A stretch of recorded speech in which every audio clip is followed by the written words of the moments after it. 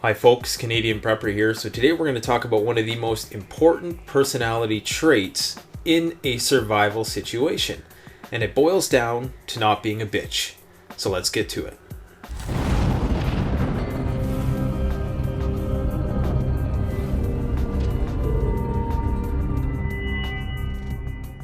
Alright, so this video is a little unorthodox for me. I'm trying to communicate psychological concepts in ways that people can relate to them. So I'm going to use a little bit of profanity in this video. So if you're offended by profanity, then you might want to go and watch something else. For the rest of you who are in the high performance zone, in the survival zone, and are not hypersensitive to insignificant trivial things like that, then this video is for you. Now first we have to define what we mean by the word bitch.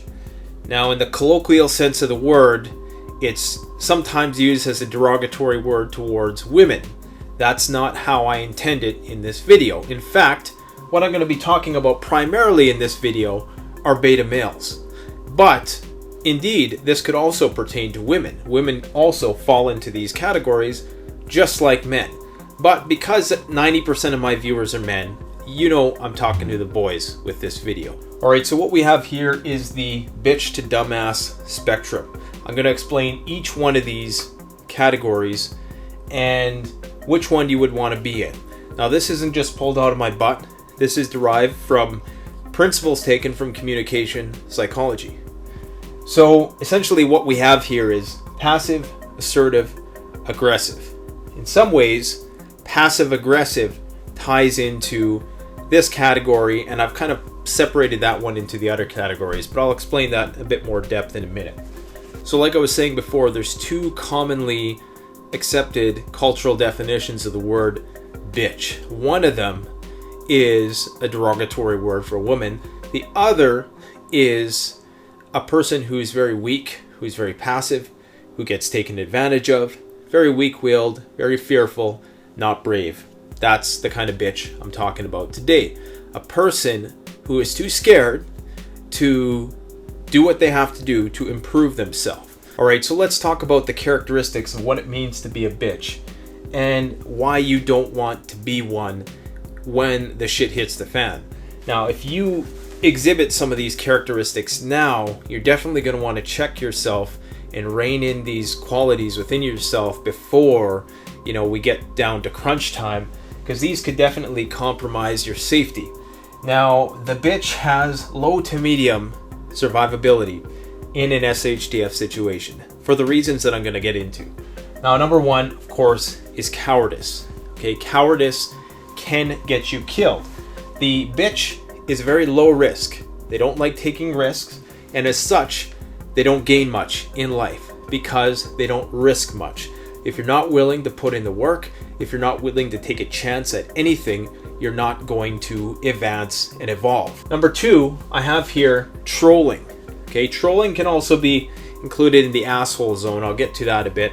But trolling is kind of a passive-aggressive thing where you go on the internet and you type in, these hateful comments to make yourself feel better about yourself because in some way your life is unfulfilled. So you go and abuse other people to make you feel better about yourself, but not in person because you're a coward. Number three is the ability to make excuses. Well, I can't do this, I can't do that because, or this is my situation in life because of them or because of them. Instead of taking responsibility for their shortcomings and trying to work on their weaknesses, they avoid anything that seems challenging because they like to stay in their little safe zone. These people really like safety behaviors. They like to stay safe. They have to make excuses in order to rationalize their very low position in life. Now, these people can be successful in different ways. Just because you're a bitch doesn't mean you're not going to have a good paying job. There's many beta males who are very intelligent and indeed will come to serve either assholes or cool-headed people or potentially even dumbasses in a grid down situation. Alright, so one of the most annoying things about these people has to be despair. Is that when something goes wrong with these people in their life, They sit there and they sulk about it. They feel ashamed. Poor me. My life sucks. Why does it have to be this way? Instead of actually trying to make do with what they have and trying to use whatever they have at their disposal to get out of that situation, they sit there and they sulk like a bitch. So that's why when they're down, they don't have the resilience in order to get up from failing and actually become successful. These people are going to be very dependent on others. So the only way that the bitch is going to last a long time in a prolonged grid down situation is if they cling to one of these people, either the wolves or the warlords or the shepherds. They're also going to be high risk in terms of their ability to betray or backstab. I see here that they have a low to medium survivability, and that is because cowards are still going to be able to survive in a long way because they're going to do whatever they have to. They run on the flight instinct. If we use the analogy of nature, a predator would be like an asshole, okay? It would be like a grizzly bear or a mountain lion or something like that. A deer would be a bitch. A human being would be right about here. The human being, because we have brains, because we can think, both the asshole and the bitch are bitches. You need to be very careful with cowards because they can sell you out if they have to. These are the kind of people who are going to want to negotiate with the bad guys right away. Give them whatever they want, just as long as they don't hurt us. And of course, that's going to lead to a bunch of problems when you're trying to negotiate with people who don't want to be negotiated with, who are essentially predators and psychopaths. Now, of course, these people are weak-willed, as I've talked about before. They don't have the willpower to overcome any sort of discomfort. And again, they're highly volatile. They're susceptible to the adrenaline flight response. So in the first sign of danger, they're going to either freeze or they're going to try to flee the situation, which is going to lead to disaster. Again, they're also going to be people who tend to catastrophize. So when little minor things go wrong, they're going to totally blow it out of proportion and just act as if it's the end of the world. Even though it might just be a minor setback, to them, they think that it's the apocalypse. And if it is the apocalypse, then they're straight out fucked. I'm going to save the cool zone for last because that one will become pretty self-evident after I talk about the assholes. So the assholes are really defined by a certain type of imprudence, which is basically that they're impulsive, they're aggressive, and they do not care about the consequences of their actions. These are kind of your attack dogs. When you have the boss, you have his attack dogs or his wingman or whatever, who's willing to do whatever he says. That's these guys right here. Okay, these are very high risk people. They're willing to take very high risks, and as a consequence, they have a lot to gain, but mind you, the stakes are much higher. So there's a much greater chance that they are going to screw up and the shit's going to go awry. Now, these people are very hair-triggered and very temperamental, so they don't have really good control over their emotions. They're really conditioned to the fight response. Their eyes are in the front, just like most predators. They're trying to pounce on anything that looks like a soft target. They're very egotistical, so they're not objective in the sense that they do things in order to appease their own ego. One thing you need to know about assholes and bitches is that they both have really low self-esteem.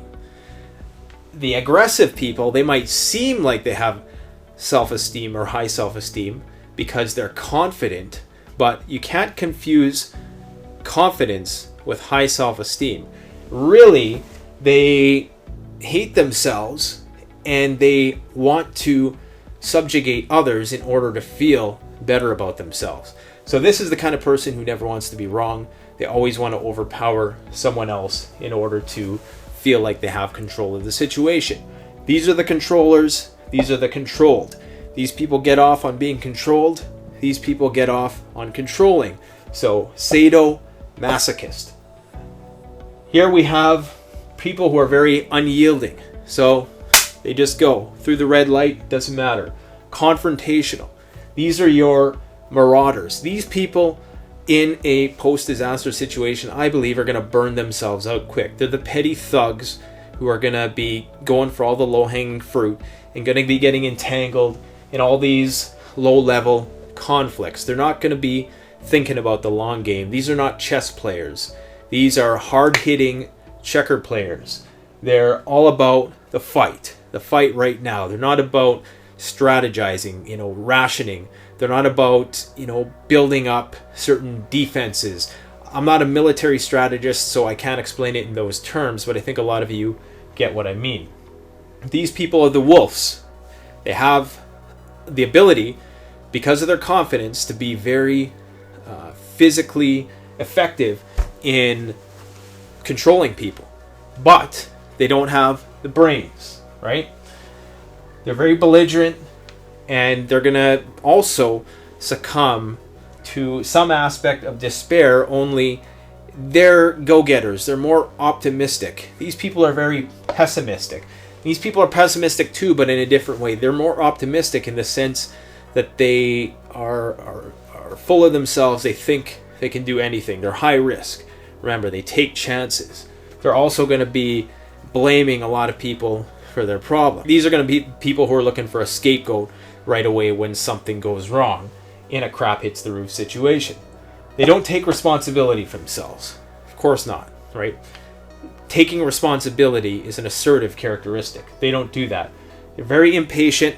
They're very domineering, so they don't make decisions well. Once again, highly volatile. A bit more volatile than the bitches. So assholes, a bit more volatile. And as you can see with this performance curve, as you become more and more of an asshole, you become more and more volatile to a point where your survivability is lowest. So assholes have medium survivability, slightly higher than the bitches, because if a bitch met an asshole in the post-apocalyptic wilderness, the asshole is going to come out victor 9 times out of 10.